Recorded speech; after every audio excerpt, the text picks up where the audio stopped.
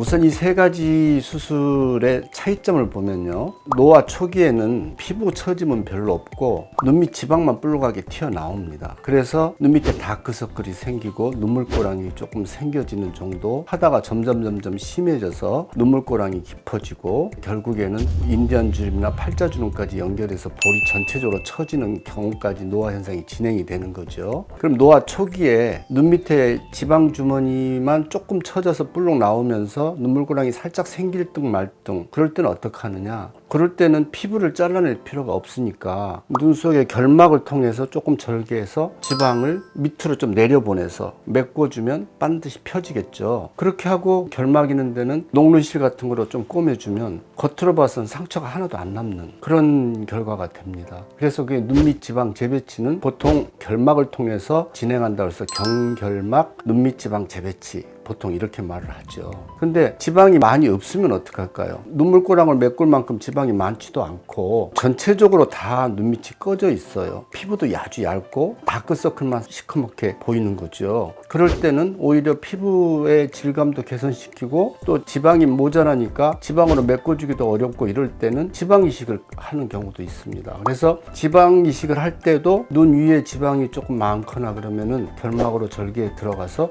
지방을 조금 제거하고 그 다음에 지방 이식을 한다든지 이렇게 해요. 그러면은 그걸 경결막 지방 제거술 이렇게 말을 하죠. 대개는 지방 이식이랑 같이 하는 경우가 많죠. 근데 노화가 많이 진행이 되면 피부도 처지고 잔주름도 점점 늘어나고 애교주름도 근육이 처지면서 느슨해지면서 없어져요. 인디안주름이나 팔자주름 같은 것도 생기고 이렇게 이제 많이 생기면 결국 피부를 지방만 재배치를 해갖고 될 일이 아니고 피부를 잘라내줘야 됩니다. 그걸 보통 이제 속눈썹 바로 밑으로 절개해서 밑선 절개라고 그러는데요. 밑선 절개로 해서 피부를 절개해서 피부로 박리하다가 알륜 근육이라서 동그랗게 바퀴처럼 생긴 근육 있죠. 그 근육을 절개하고 또 들어가면 지방 주머니가 나타나면 지방 재배치 거기서 해주고 그리고 이제 조금 넓게 박리를 해서 경우에 따라서 중안면까지도 박리를 해서 잡아 당긴다든지 이래서 인디안주름이나 팔자주름까지도 호전을 시킨다든지 넓게 잡아 당겨서 근육은 말아서 애교주름도 만들어주고 그리고 피부 남는 건 잘라내주고 이게 이제 정통적인 하안검 성형이라고 하는 겁니다. 그래서 이 세 가지의 차이점은 결국 지방 재배치는 이 세 가지가 다 하는데 노화가 초기에 일어날 때는 그냥 경결막으로 지방 재배치만 해주는 거 또는 지방 이식만 살짝 해서 다크서클만 좋게 해주는 거 그런 것을 사람에 따라서 골라서 이제 적합한 방법을 찾아서 하게 되고요. 그 다음에 조금 노화가 진행이 되면 피부 밑선 절개로 해서 하안검 성형을 하는 거죠. 그게 차이점이라고 할 수가 있겠습니다.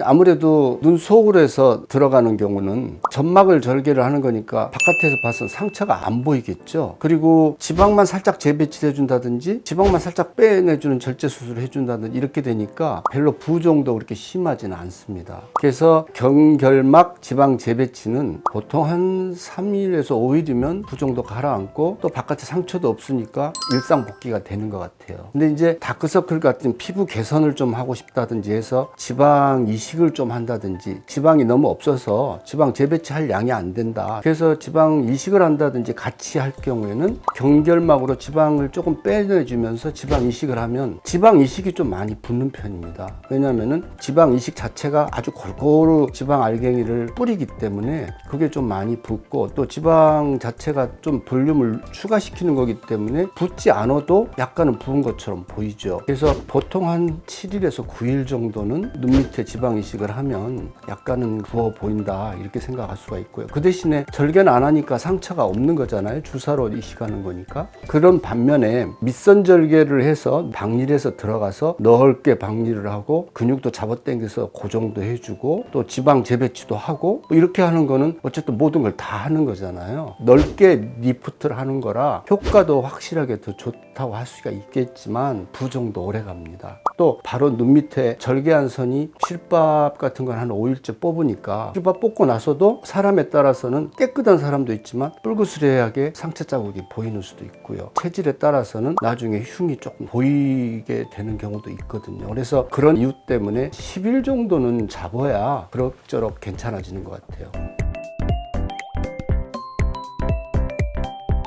눈밑 하안검 성형은 사실 나이대가 굉장히 다양합니다. 16살 젊은 분도 눈물꼬랑 있고 인디언 주름 있고 이래서 고민하는 분도 있고요. 나이가 많은 70대, 80대 되시는 분들은 당연히 이제 하안검 성형 고려하는 분도 많고 이래서 20대부터 80대까지가 연령층이 많은데 대개의 경우는 젊은 층, 20대 층은 하안검 성형을 하는 게 아니고 눈밑 지방 재배치 정도로 해서 끝나요. 또는 그거보다 지방 이식 정도로 해서 해결이 되는 거죠. 그리고 나이가 한 30대 이상 넘어가면 피부도 좀 처지고 애교주름도 소실되고 하기 때문에 이제 밑선 절개를 통한 하안검 성형을 하게 됩니다.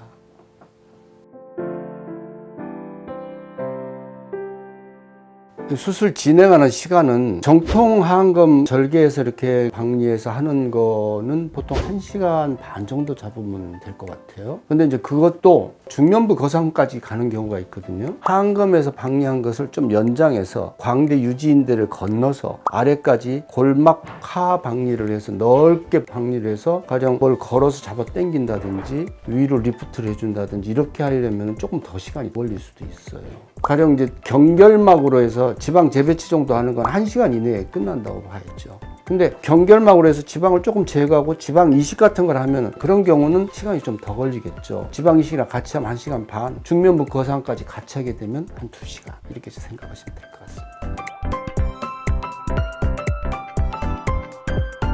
다른 방법으로는 아주 초기에 다크서클 정도만 살짝 있고 그 다음에 눈밑 지방주머니가 많이 불러가지 않고 앞광대 부분에 볼록한 볼륨감도 좋고 근데 골짜기만 살짝 있다 그런 경우면은 필러도 괜찮습니다. 필러로 살짝 채워줘도 어느 정도는 해결이 되고 필러를 정확하게 이제 놔야죠. 그 대신에 고주파 같은 걸로 해서 한다든지 레이저 같은 거라든지 피부 영양주사라든지 이런 것들도 피부 색깔을 좋게 하는데 도움이 됩니다.